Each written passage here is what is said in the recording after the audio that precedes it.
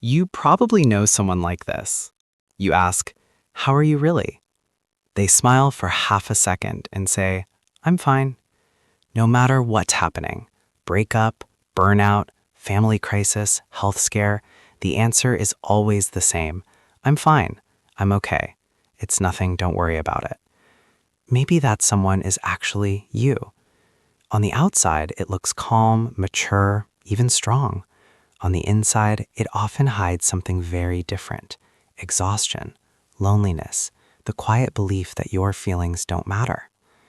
Today, we're going to look at the psychology of people who say, "I'm fine" all the time, why they do it, what it costs them, and how to slowly change this pattern without suddenly oversharing everything.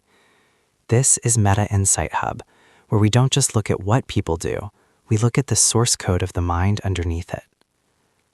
Let's start with this. "I'm fine" is not a personality trait.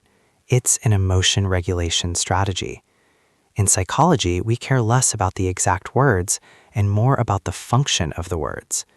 When someone repeatedly says, "I'm fine," the function is often to deflect attention away from their feelings, to avoid burdening others, or to keep control of a situation that feels emotionally risky.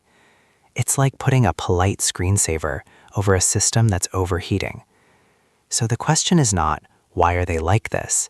The question is, what did this person learn about emotions that made "I'm fine" feel safer than honesty? For many people, the pattern goes back to childhood. If you grew up in an environment where adults were overwhelmed, explosive, or depressed, your feelings were met with "stop crying, you're too sensitive," or you were praised for being the easy child who never caused trouble, your nervous system may have learned, "My emotions are problems. Good kids don't complain. If I stay low maintenance, I'm more lovable." Attachment theory and emotion socialization research both show that kids adopt to the emotional climate of their home. Some learn to protest loudly, others learn to disappear emotionally. So as an adult, when someone asks, "How are you?" your automatic, well-practiced script is, "I'm fine, don't worry about me, I'll handle it." Underneath that script is an old survival rule: if I show too much, I'll lose connection or cause damage. The second structure is shame. Shame isn't just "I feel bad." Shame says "I am bad, needy, too much." If you've absorbed messages like, "Other people have it worse. Why are you making a big deal out of nothing? You're so dramatic," then part of you may believe, "My feelings are not valid enough to share. If I reveal what I really feel, people will pull away. I only deserve connection when I'm strong and composed." In schema therapy, we'd call this a defectiveness/shame schema, combined with conditional belonging.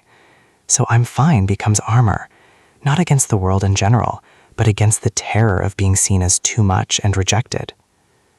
There's also what trauma theorists call the fawn response, a survival pattern where you stay safe by pleasing others.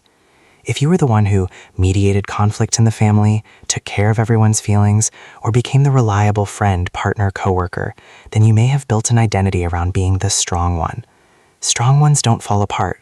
Strong ones say, "I'm fine, how are you?" The attention must move off you and onto them. Here, "I'm fine" protects a deeper role. I'm the caretaker. If I need care, who am I? There's another possibility that's less talked about. Some people say "I'm fine" because they genuinely don't have clear language for their internal state. Psychology calls this alexithymia at the extreme end, difficulty identifying and describing emotions. On a milder everyday level, it looks like, "I don't know what I feel, just off." Tired, numb, irritated, no idea. Fine is easier. If you never had adults help you label feelings, you're disappointed. That sounds scary. You seem proud of yourself. Your emotional world may feel blurry. So "I'm fine" isn't exactly a lie. It's a placeholder for "I don't know how to name this."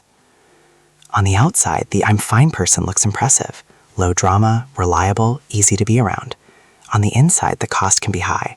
Chronic loneliness, because no one really knows what's happening inside you.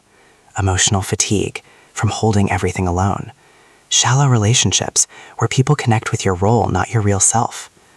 Over time, people who are fine all the time often end up wondering, why doesn't anyone ever support me the way I support them? But the world can't respond to needs it is never allowed to see. If you recognized yourself in this, you don't have to flip overnight from "I'm fine" to a full emotional documentary. Instead, try tiny upgrades. Upgrade fine by 10%. Next time someone safe asks, how are you? Try something like, I'm a bit tired today, but okay. I'm stressed, but managing. That's still contained, but more truthful. Choose your audience. Not everyone deserves your inner world. Pick 1 or 2 people, friend, partner, therapist, where you experiment with being 20 to 30% more honest. Name feelings privately first. Journal in very simple terms.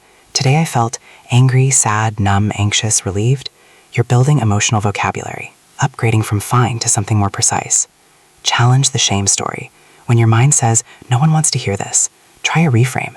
My feelings are data, not drama. Sharing them is not a crime, it's connection practice. Consider professional support. If I'm fine has been your armor for decades, working with a therapist or counselor can give you a safe lab space to practice being known without being punished. If you're the person who says, I'm fine all the time, here's what I want you to remember. You became this way for a reason. At some point, this strategy protected you, but the very strategy that once kept you safe might now be keeping you lonely. You don't have to rip off your armor in one day. You can loosen it, one honest sentence at a time. This is Meta Insight Hub. If this helped you understand yourself a little more clearly, you can stay with us. Subscribe, leave a like, and if you feel safe, share a bit of your story in the comments.